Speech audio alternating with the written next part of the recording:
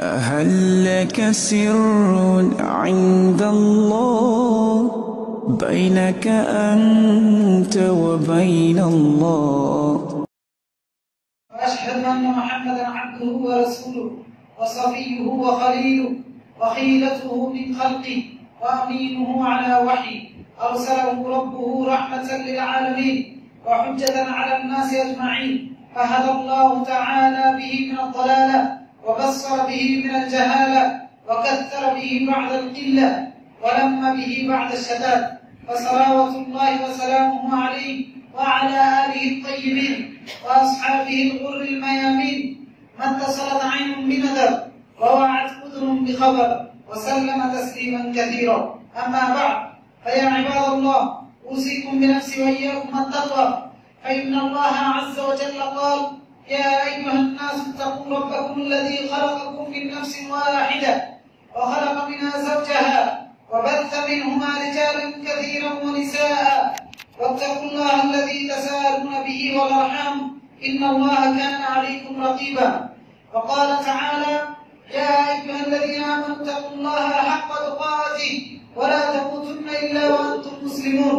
وقال تعالى يا أيها الذين آمنوا اتقوا الله وقولوا قولا سديدا يصلح لكم أعمالكم ويغفر لكم ذنوبكم ومن يطع الله ورسوله فقد فاز فوزا عظيما. সম্মানিত উপস্থিতি, আমরা সকলেই মিলে মহান আল্লাহ রাব্বুল আলামিনের দরবারে কালিমাতুশ শুকর আদায় করি আলহামদুলিল্লাহ। যিনি আমাদেরকে সৃষ্টি করেছেন, শুধু আমাদেরকে নয় সমস্ত কিছু তিনি সৃষ্টি করেছেন। খালাকা কুল্লা শাই ফাকাদ্দারাহু তাকদীরা, সব কিছু তিনি বন্টন করেছেন। লাহু মালাকুতু কুল্লি শাই, সব কিছুর রাজত্ব, সমস্ত মালিকুল মুলুক, সমস্ত রাজত্বের মালিক যিনি, যার হাতে সবকিছুর রাজত্ব। লা ইউজির ওয়া লা ইউজারু আলাইহি, যিনি সবাইকে আশ্রয় দেন, তাকে কেউ আশ্রয় দিতে পারে না। সেই মহান মালিকের দরবারে আমরা অবনত মস্তিষ্কে সকলে মিলে কালিমাতুশ শুকর আলহামদুলিল্লাহ।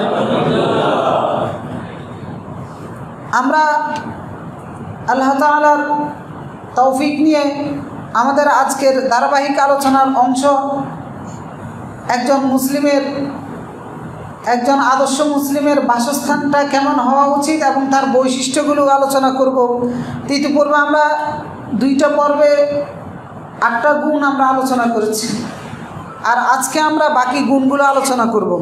তো 8টা গুণের মধ্যে যে বিষয়গুলো ছিল সংক্ষিপ্তভাবে একটু সবাইকে স্মরণ করিয়ে দিচ্ছি। যে প্রথম বৈশিষ্ট্য ছিল একজন মুসলিম ছোট হোক বড় হোক যেই রকমে হোক সে বৈধ উপায়ে, হারামভাবে নয় হালাল উপায়ে অর্জিত সম্পদ দিয়ে সে তার বাড়িটা নির্মাণ করবে। এরপরে সে তার বাড়িতে ভালো মানুষের, সৎ মানুষের, ফরেজগার, নেককার, নামাজি ব্যক্তিদেরকে বসবাসের ব্যবস্থা করবে। সেটা বাড়িওয়ালা হলে ভাড়াটিয়া হিসেবেও সে ব্যবস্থা করবে।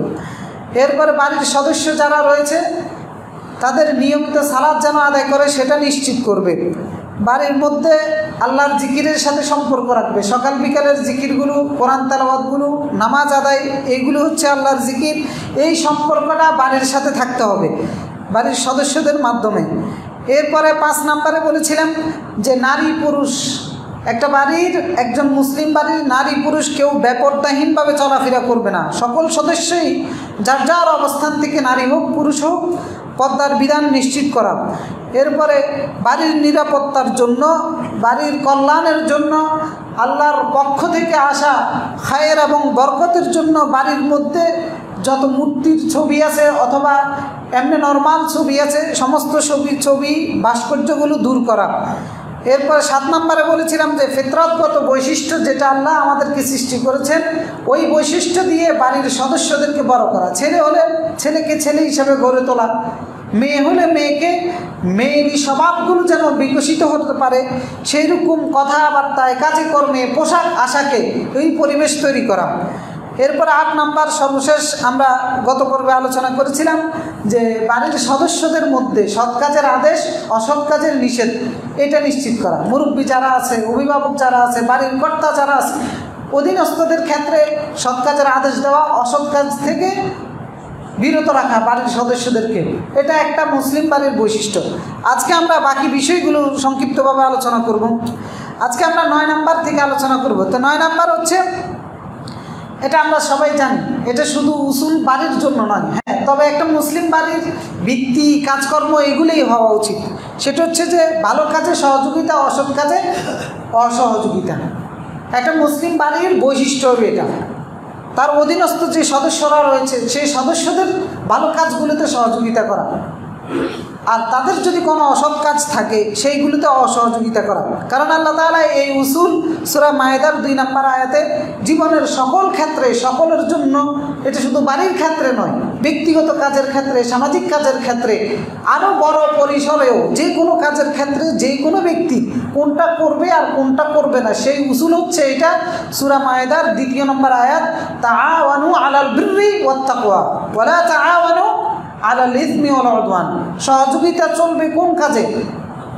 সৎ কাজে, তাকওয়ার কাজে, কল্যাণমূলক কাজে সহযোগিতা করবে একজন আরেকজনকে। আর যদি কাজটা হয় পাপের, কাজটা যদি হয় সীমালঙ্ঘনের, তাহলে কোনো সহযোগিতা করা যাবে না। তো ঠিক সেটা আপনার বাড়ির সদস্যদের ক্ষেত্রেও, আপনার স্ত্রীর ক্ষেত্রে, আপনার ছেলে মেয়ের ক্ষেত্রে, যে কারো ক্ষেত্রে আপনি সহযোগিতা করবেন যদি কাজটা ভালো হয়। আর যদি কাজটা খারাপ হয়, নিজের ছেলে হলেও কোনো ধরনের সহযোগিতা করা যাবে না। আপনারা বুঝতেছেন? যাক, বুঝলে হলো। তো এই সহযোগিতাগুলো নমুনা হতে পারে নামাজের ক্ষেত্রে সহযোগিতা করা, স্বামী হলে স্ত্রীকে, স্ত্রী স্বামীকে, এরপরে রোজা, হজ, যাকাত, দান সাদাকা এগুলোর ক্ষেত্রে সহযোগিতা করা। আবু দাউদের একটি হাদিস 1308 নম্বর হাদিস এবং ইবনে মাজাহ, নাসাইর মধ্যেও আবু হুরায়রা রাদিয়াল্লাহু তাআলা আনহু থেকে বর্ণিত রাসূলুল্লাহ বলতেছেন যে রাহিমাল্লাহ রাজুলান, আল্লাহ ওই ব্যক্তির প্রতি রহম করেন। কোন ব্যক্তি? কামা মিনাল লাইল, যে ব্যক্তি ভোর রাতে অথবা রাতের একটা অংশে ঘুম থেকে উঠে যায়, ফাসাল্লা, এবং সালাত আদায় করে, ওয়া আইকাযা ইমরাতাহু, এবং তার স্ত্রীকেও জাগিয়ে দেয়, মানে সহযোগিতা করতেছে, স্ত্রীকে ঘুম থেকে উঠিয়ে দিচ্ছে, জাগিয়ে দিচ্ছে।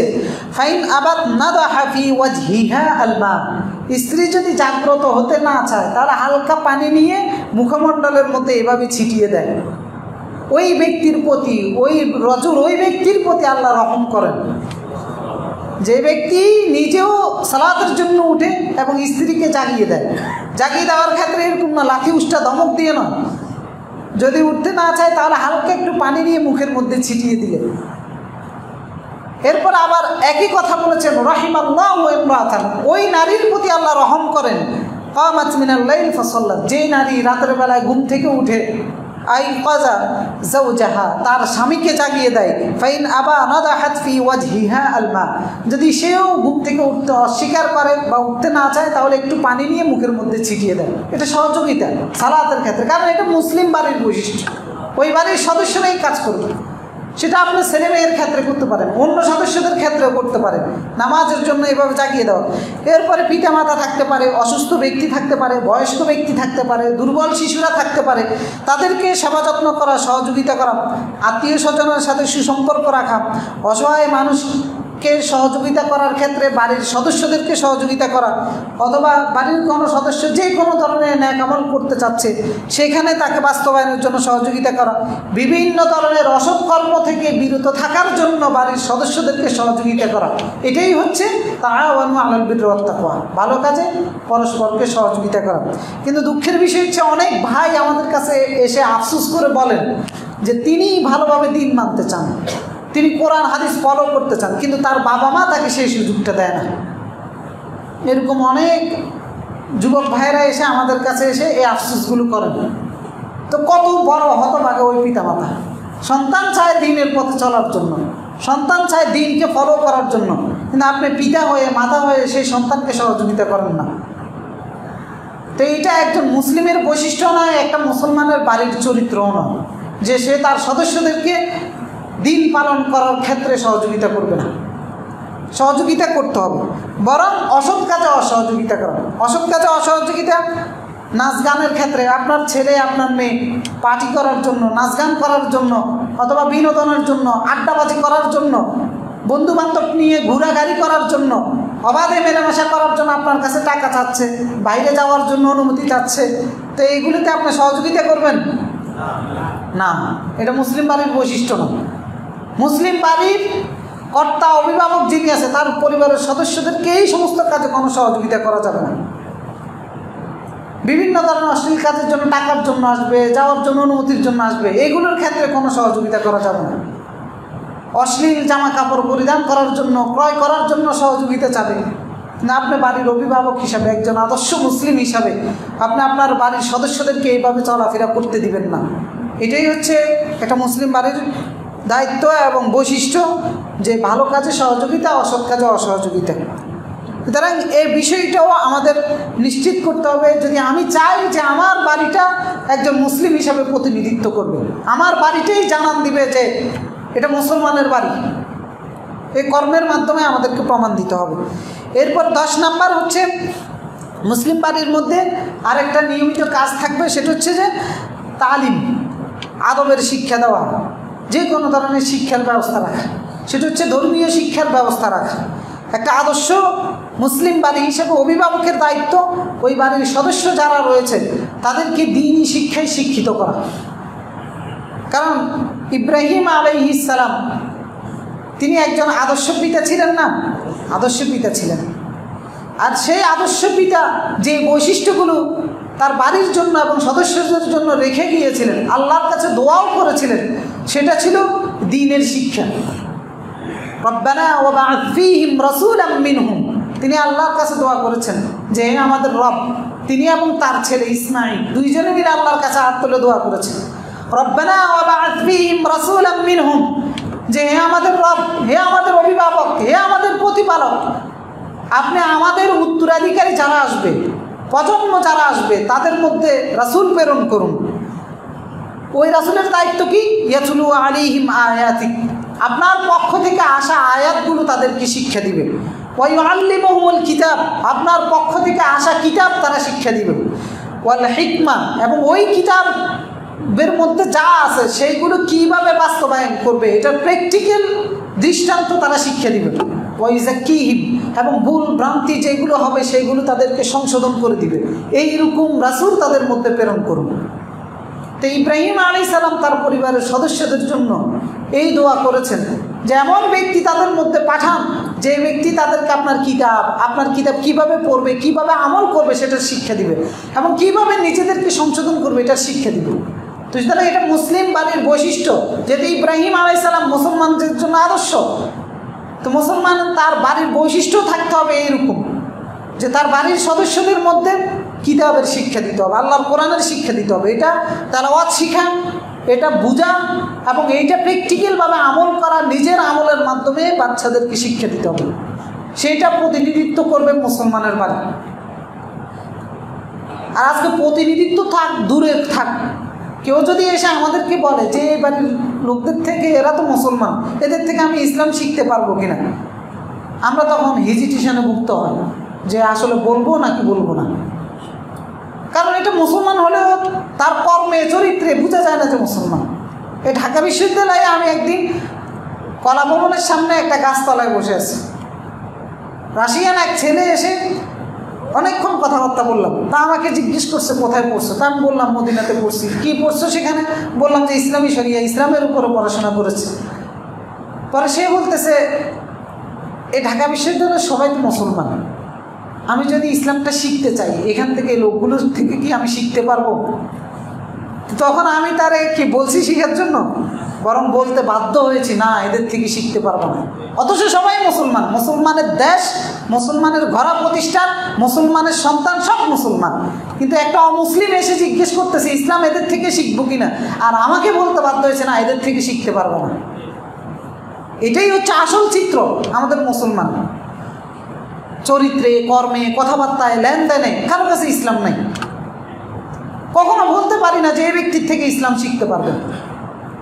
তা আপনি ইসলামের জন্য দৃষ্টান্ত স্বরূপ হয়েছেন, নাকি আরেকজন ব্যক্তি যিনি ইসলাম গ্রহণ করবে তার জন্য বাধা স্বরূপ হয়ে গেছেন? আর বাধা স্বরূপ হয়ে যাচ্ছি আমরা। আরেকটা মুসলমান, আরেকটা হিন্দু অথবা খ্রিস্টান অথবা অন্য ধর্মাবলম্বী লোক যারা আমাদের চরিত্র দেখে মুসলমান হবে তারা আমাদের চরিত্র দেখে ইসলাম থেকে দূরে সরে যাচ্ছে। তো এইরকম হবে না, এটা মুসলমানের বাড়ি নয়, মুসলমানের বৈশিষ্ট্যও নয়। মুসলমানের নিজস্ব চরিত্র, তার বাড়ির চরিত্র সব কিছুই ইসলামের চরিত্র বহন করবে, ইসলামের দাওয়াত দিবে, বাড়ির মাধ্যমে সে ইসলামের দাওয়াত দেবে। তো সেজন্য আপনার বাড়িতে এই তালিমের ব্যবস্থা রাখতে হবে, ইসলামী শিক্ষা, কোরআন হাদিস এগুলোর শিক্ষা দিতে হবে, ইবাদতের শিক্ষা দিতে হবে, নামাজের শিক্ষা দিতে হবে, রোজার শিক্ষা দিতে হবে, হজের শিক্ষা দিতে হবে। এরপরে চারিত্রিক উন্নয়নের জন্য যা যা দরকার, আমানতের শিক্ষা দেওয়া, ওয়াদা করলে সেটা বাস্তবায়ন করা, সন্তানদেরকে শিক্ষা দেওয়া, মিথ্যা থেকে, ধোঁকা থেকে, প্রতারণা থেকে দূরে থাকার প্র্যাকটিক্যাল শিক্ষা দেওয়া। প্র্যাকটিক্যাল মানে হচ্ছে নিজের আমলের মাধ্যমে, এইভাবে নয় যে কল আসছে ছেলেকে ধরিয়ে দিয়ে বলতেছেন যে বলো বাবা বাসায় নাই। মুসলমান এইভাবে শিক্ষা দেয়। আমি একবার এক বাড়িতে গিয়েছিলাম, একজনের সাথে দেখা করতে, তার ছোট ভাইকে পাঠাইছি যে তোমার ভাইয়াকে ডেকে নিয়ে আসো। পরে সে ডেকে বাসায় গিয়ে এসে আমাকে বলতেছে যে ভাইয়া বলছে ভাইয়া বাড়িতে নাই। এই হচ্ছে শিক্ষা। এখন ছোট বাচ্চা তারা যেভাবে বলছে সে এভাবে বলে দিচ্ছে। এখন এখান থেকে সে কি শিখতেছে? প্রতারণা শিখতেছে। আপনার বাড়িতে আপনার বাড়ির মানুষ দেখলে, কেউ নাম শুনলে যেন বলতে পারে হ্যাঁ অমুক বাড়ির সন্তান। চরিত্রের মাধ্যমে, কথাবার্তার মাধ্যমে এই শিক্ষাগুলো দিতে হবে চারিত্রিক উন্নয়নের জন্য।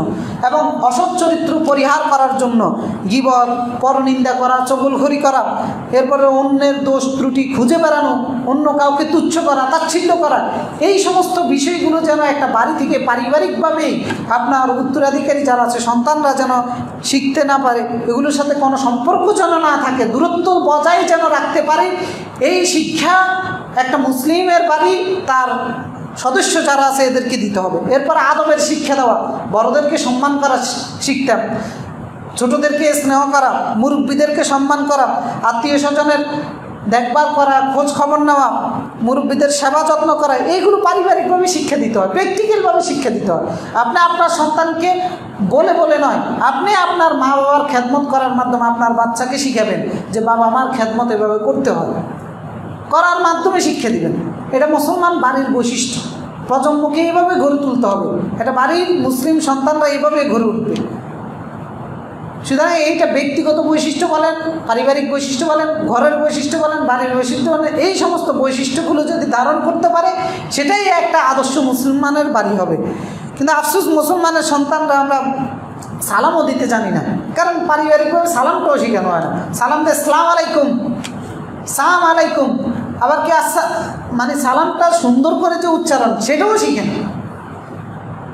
কারণ ঘরে সালামের কোনো প্রচলন নাই, বাপে মারে দেয় না, মা বাবারে দেয় না, স্বামী স্ত্রী দেয় না, সন্তান বাবারে দেয় না, বাবা সন্তানদেরকে দেয় না, শিখবে কোত্থেকে?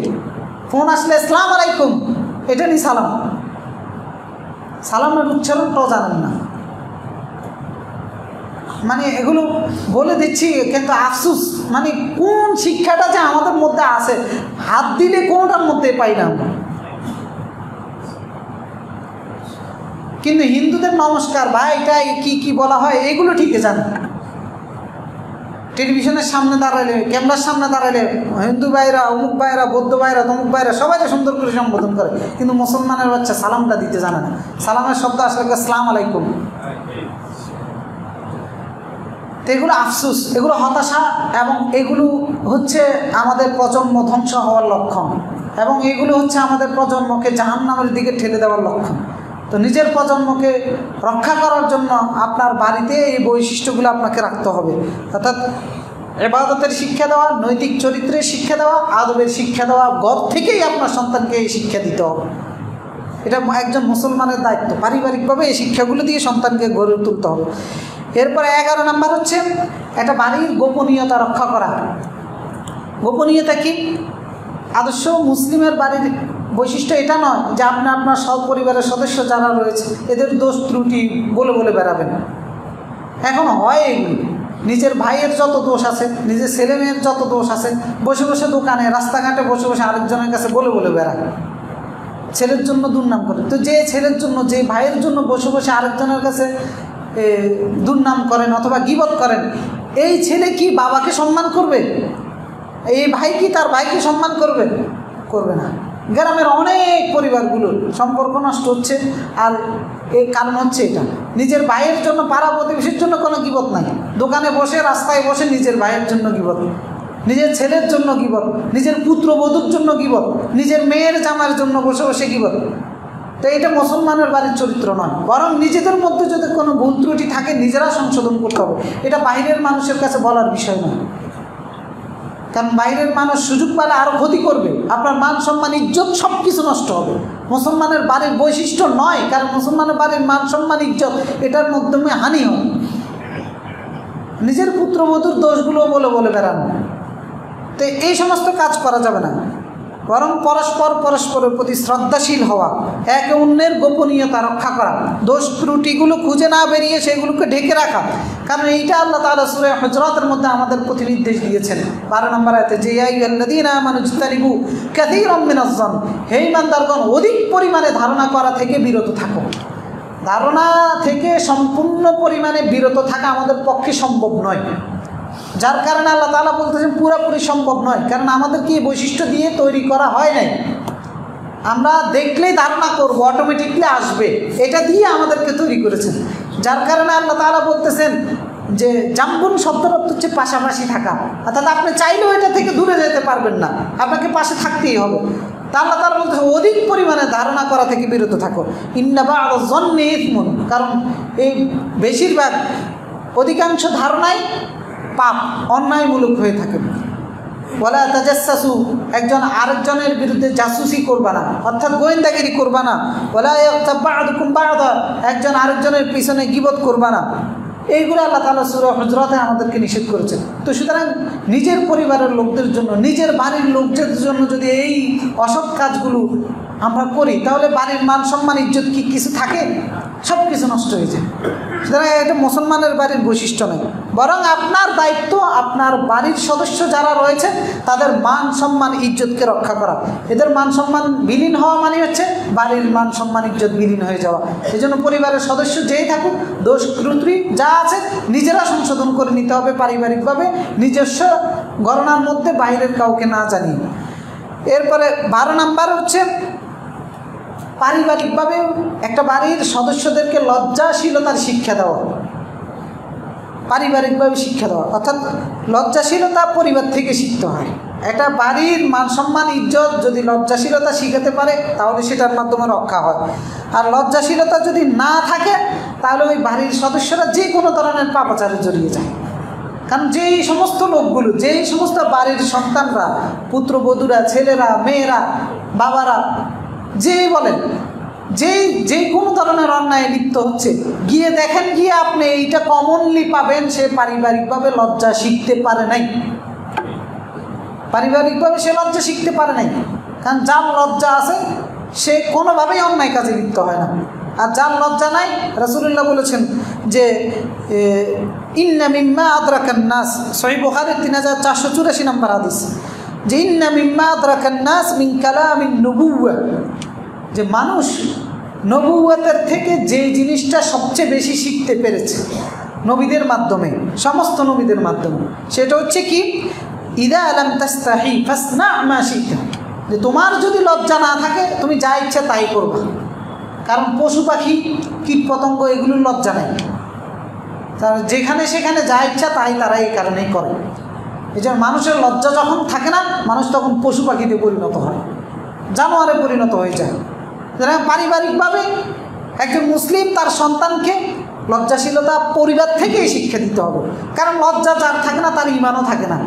রাসূলুল্লাহ সাল্লাল্লাহু আলাইহি সাল্লাম সহিহ আল জামের 1603 নম্বর হাদিস, যে ইন্নাল হায়া ওয়াল ঈমান কুরিনা জামিআন, ঈমান এবং লজ্জা এই দুইটাকে একত্রিত করে তৈরি করা হয়েছে।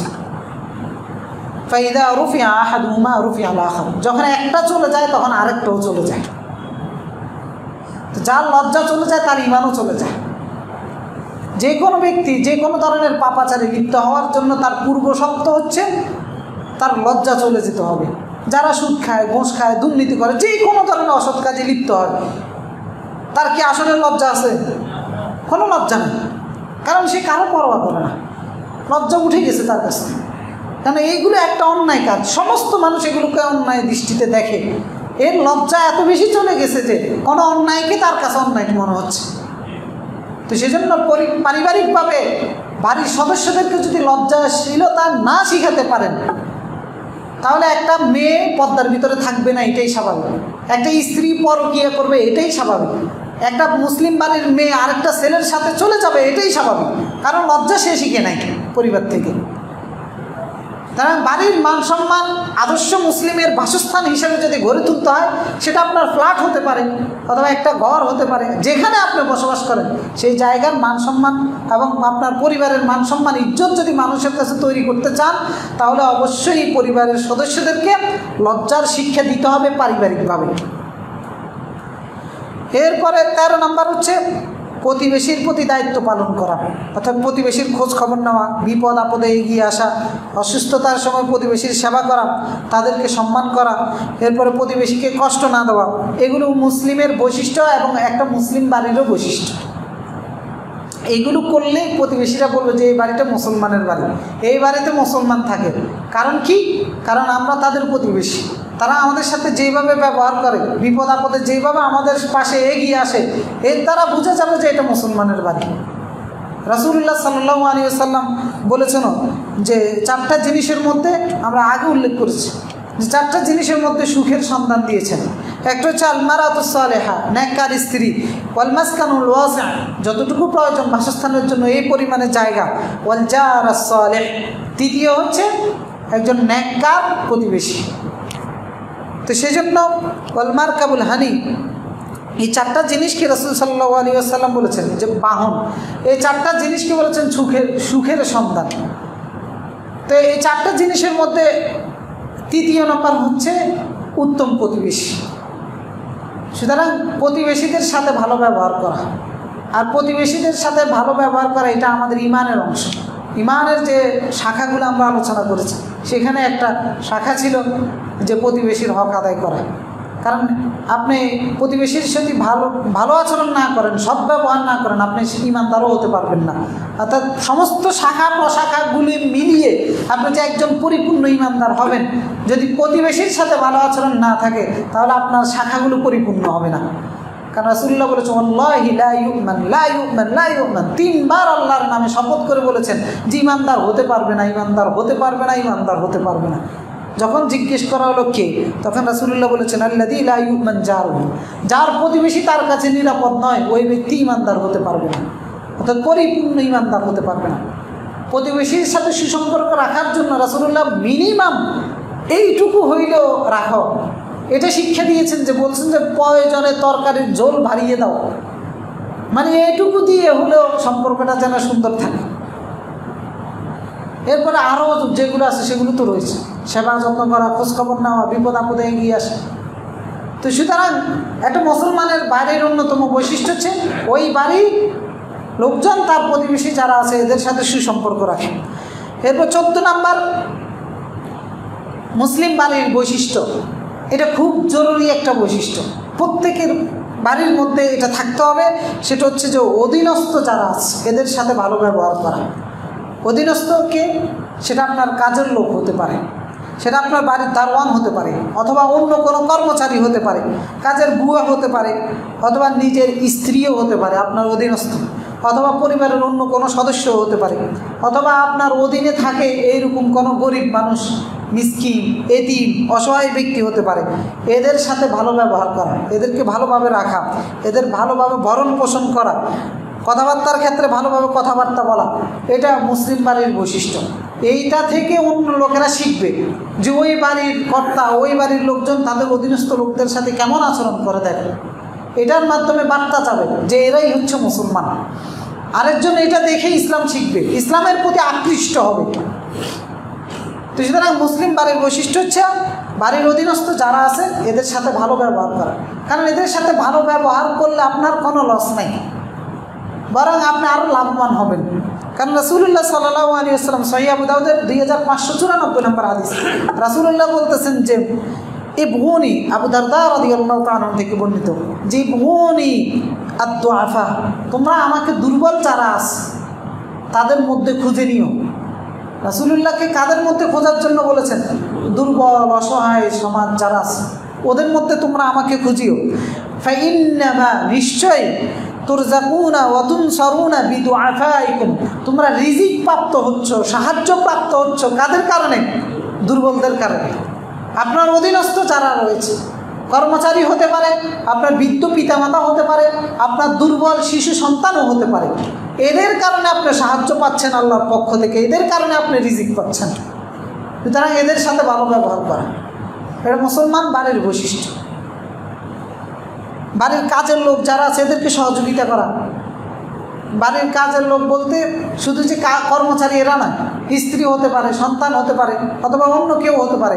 বাড়ির খুঁটিনাটি বাড়ির প্রয়োজনীয় কাজ যেগুলো আছে সেইগুলোর ক্ষেত্রে সহযোগিতা করা। সহিহ বুখারীর মধ্যে 676 নম্বর হাদিস, আসওয়াদ ইবনে যায়েদ তিনি আয়েশা রাদিয়াল্লাহু তাআলা আনহাকে জিজ্ঞেস করেছেন যে মা কানা নবী সাল্লাল্লাহু আলাইহি ওয়াসাল্লাম ইয়াসনা ফি বাইতিহি, রাসূলুল্লাহ যখন ঘরে থাকতেন তখন তিনি কি করতেন?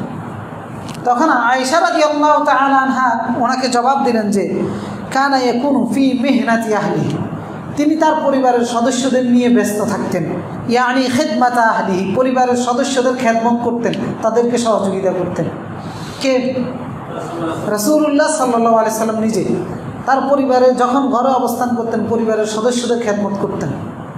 আরেক হাদিসে এসেছে মুসনাদে আহমদের মধ্যে, ওটাও আয়েশা রাদিয়াল্লাহু তাআলা আনহাকে জিজ্ঞেস করা হয়েছে যে রাসূলুল্লাহ বাড়িতে থাকলে কি করতেন? তখন তিনি বলেছেন যে ইয়াখিতু সাওবাহু, নিজের জামা কাপড় নিজে সেলাই করতেন। ওয়া ইয়ামালু ওয়া ইয়াখসিফু না'লাহু, নিজের জুতা নিজে সেলাই করতেন। ওয়া ইয়ামালু মা ইয়ামালুর রিজাল ফি বুয়ুতিহিম, অন্যান্য পুরুষ লোকেরা বাড়িতে যা যা কাজ করতো, পুরুষের যে কাজগুলো থাকতো সেই কাজগুলো রাসূলুল্লাহ নিজে করতেন। এত ব্যস্ত থাকতেন আল্লাহ রাসূল সাল্লাল্লাহু আলাইহি সাল্লাম, তারপরেও নিজের জামা নিজে সেলাই করতেন, নিজের জুতা নিজে সেলাই করতেন, পরিবারের সদস্যদেরকে সময় দিতেন। আর আমরা তো খালি ধমকাই, খালি অর্ডার করি, খালি অর্ডার। এমনকি বাজার পর্যন্ত আপনি করেন না, সমস্ত নবীরা বাজার করেছেন। এই জন্য নিজে মাঝে মধ্যে সুযোগ পেলেন, হ্যাঁ কর্মচারীকে ব্যবহার করতে পারেন, নিজে মাঝে মধ্যে বাজারটা সাদাই এগুলো নিজে করবেন। কারণ কাফেররা নিন্দা করতো রাসূলদেরকে যে কেমন রাসূল বাজারে যায়। তো সেই জন্য রাসূলের চরিত্র ধারণ করার জন্য নিজের কাজগুলো নিজে করা, পরিবারের লোকদেরকে সহযোগিতা করা, পরিবারের কাজে কর্ম খুঁটিনাটি যত কাজকর্ম আছে এইগুলোতে লজ্জাবোধ না করা, এইটা শিক্ষা। এটার মাধ্যমে অন্যরা শিখবে। এগুলো তো লজ্জাবোধ না করা, নিজের বাজারটা নিজে করবেন। হ্যাঁ সুযোগ হয় না, কিন্তু যখন সুযোগ হয় মাঝে মধ্যে নিজে বাজার করবেন। লাভবান দুই দিক থেকে হতে পারবেন, দুনিয়াবি থেকেও লাভবান হতে পারবেন, আখিরাত থেকেও লাভবান হতে পারবেন। সুতরাং এটি মুসলিম বাড়ির বৈশিষ্ট্য হচ্ছে যে বাড়ির কর্তাগণ যারা আছেন তারা বাড়ির কাজে পরস্পরকে সহযোগিতা করবেন, অধীনস্থদের প্রতি ভালো আচরণ করা, তাদেরকে তাদের কাজকর্মে সহযোগিতা করা। এরপরে 15 নাম্বার হচ্ছে মুসলিম বাড়ির বৈশিষ্ট্য, ওই বাড়িতে যদি কোনো মেহমান আসে সেই মেহমানকে সম্মান করা, আপ্যায়ন করা। এখন তো অবস্থা এমন হয় যে মেহমান আসলে চেহারা আরেক দিকে, দরজাই খোলে না, আর কোনোরকম দরজা খুললে সবাই গিয়ে যার যার রুমে বসে থাকে। কে যে সামনের রুমে আসছে তার সাথে সাথে একটু কথাবার্তা বলবে এরকম অবস্থা নেই। এরপরে বাবা যদি কথা বলে ছেলেরা কে আসে সে খবরও নেয় না। এগুলো চিত্র, অথচ এটা মুসলমান বাড়ির বৈশিষ্ট্য নয়। মেহমান আসলে তাকে সম্মান করা এটা ঈমানের অংশ।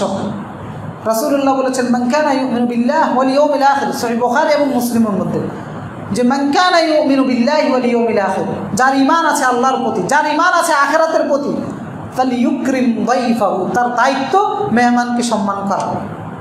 মেহমান আসলে কথাই বলে না, মুখের উপরে দরজা বন্ধ করে দেয়, অথবা কোনো নাস্তা পানি একটু দিয়ে যে তাকে সম্মান করবে এই সম্মানটুকুও করে না।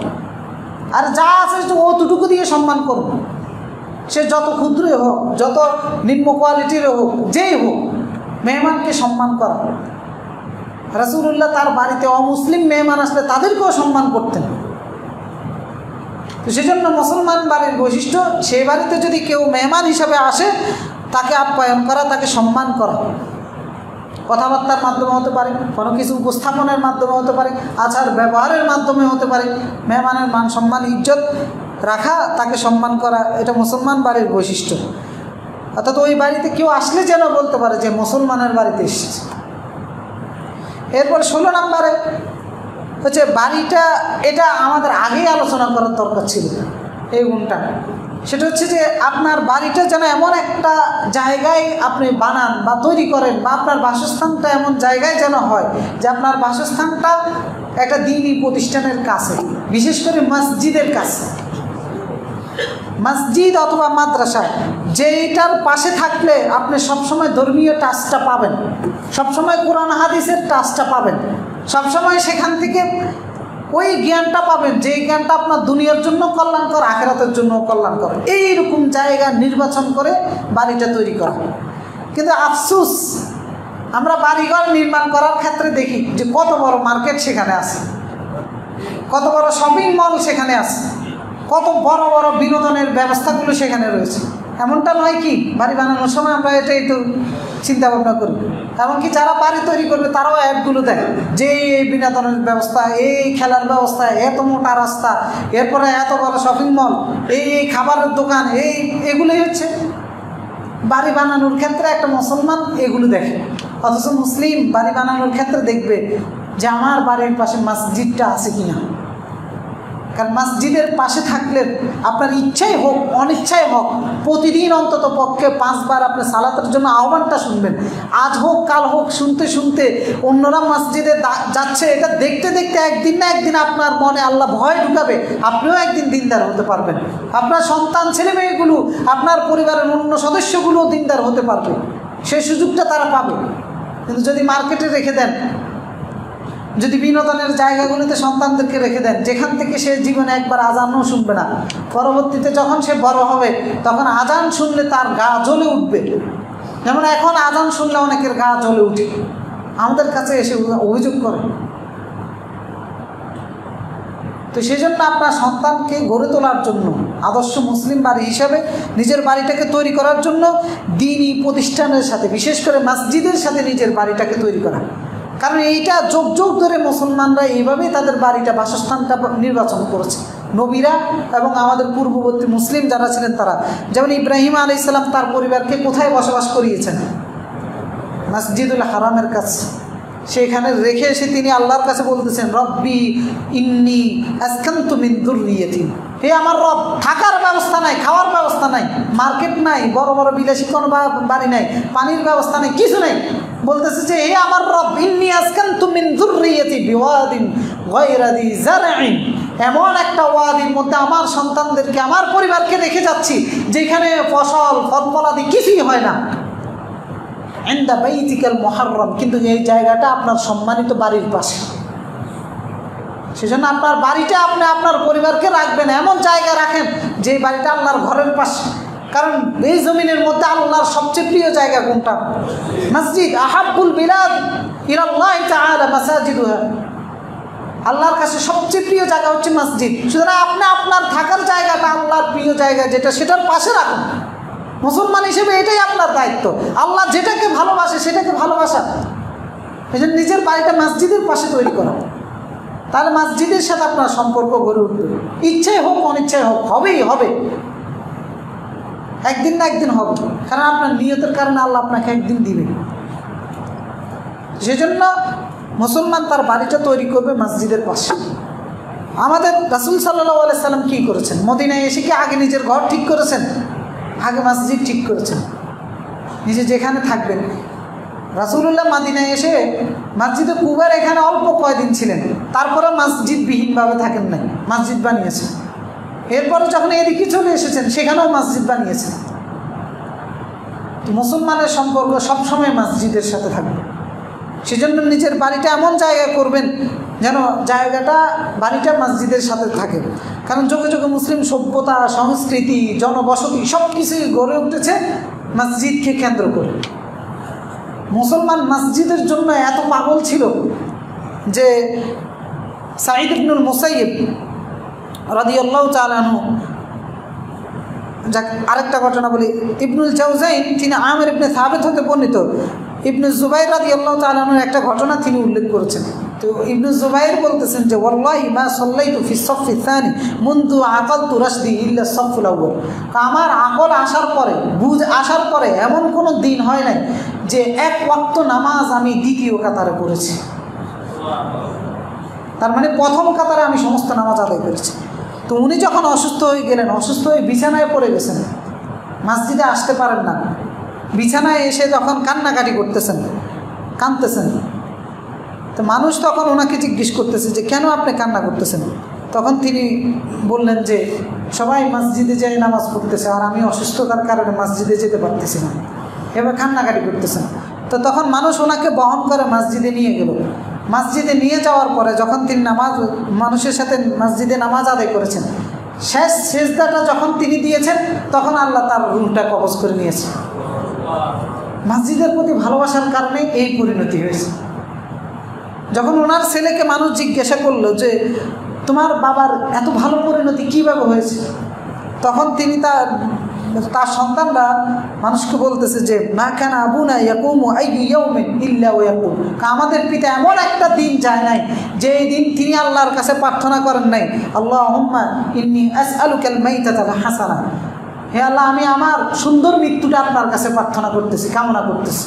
তো তার সন্তানরা যখন তাকে জিজ্ঞেস করতো যে সুন্দর মৃত্যুটা কী, তখন তিনি বলতেন যে তুয়াফানি আল্লাহ ওয়া আনা সাজিদ, আমি চাই আল্লাহ আমাকে এমন অবস্থায় মারুক যে আমি সেজদার মধ্যে রত আছি। ঠিক তিনি ওই অবস্থায় মৃত্যুবরণ করেছেন। তো এই মসজিদের সাথে থাকলে এই সৌভাগ্যগুলো আপনি পাবেন না। আপনার বাড়িটা, ঘরটা যেন এমন জায়গা হয়, আপনি মসজিদকে কেন্দ্র করে আপনার বাড়িঘরটা তৈরি করবেন। এটা মুসলমানের বাড়ি তৈরির ক্ষেত্রে, থাকার ক্ষেত্রে, বসবাসের ক্ষেত্রে বৈশিষ্ট্য। সুতরাং এই যে 16টা বৈশিষ্ট্য আমরা আলোচনা করেছি, এই বিষয়গুলো যেন আমরা আমাদের বাস্তবিক জীবনে আমল করতে পারি। আল্লাহ তাআলা আমাদের সকলকে সেই তৌফিক দান করুন। আকুলু কওলি হাযা ওয়াস্তাগফিরুল্লাহাল আযীম লি ওয়া লাকুম ওয়াস্তাগফিরুহু ইয়াগফির লাকুম ইন্নাহু গফুরুর রাহিম।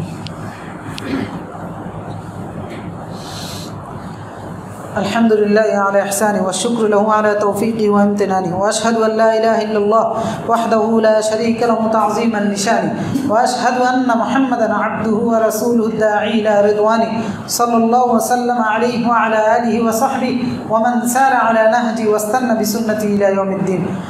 সম্মানিত উপস্থিতি, আমরা আদর্শ মুসলিম তার বাসস্থানটা কেমন হবে তার বৈশিষ্ট্যগুলো আলোচনা করেছি। ইতিমধ্যে আমরা 16টা বৈশিষ্ট্য আমরা আলোচনা করেছি। তা আলহামদুলিল্লাহ এই দীর্ঘ 3 সপ্তাহে যে বিষয়গুলো আমরা আলোচনা করেছি, আপনারা যারা মাঝে মধ্যে ছিলেন না, আমাদের মসজিদের ফেসবুক পেজে আছে, আপনারা শুনে নেবেন। প্রত্যেকের জন্য এগুলো জরুরি, কারণ আমরা প্রত্যেকে কোথাও না কোথাও বসবাস করি। সুতরাং আমাদের বসবাসের জায়গাটা যেন এই বৈশিষ্ট্যগুলোর ভিত্তিতে হয়, এবং যারা বসবাস করি সেই সদস্যদের জন্য চরিত্রগুলো এই বৈশিষ্ট্যের ভিত্তিতে হয়, এটা আমাদের জন্য জরুরি। মুসলিম হিসাবে দুনিয়া এবং আখিরাতের কল্যাণের জন্য এইগুলো আমাদের বাস্তবিক জীবনে আমল করা অত্যন্ত জরুরি। তো সেজন্য আল্লাহর কাছে আমরা তৌফিক কামনা করি। দান বাক্সটা আছে ডান দিকে, একটু দান বাক্সটা চালিয়ে দিন।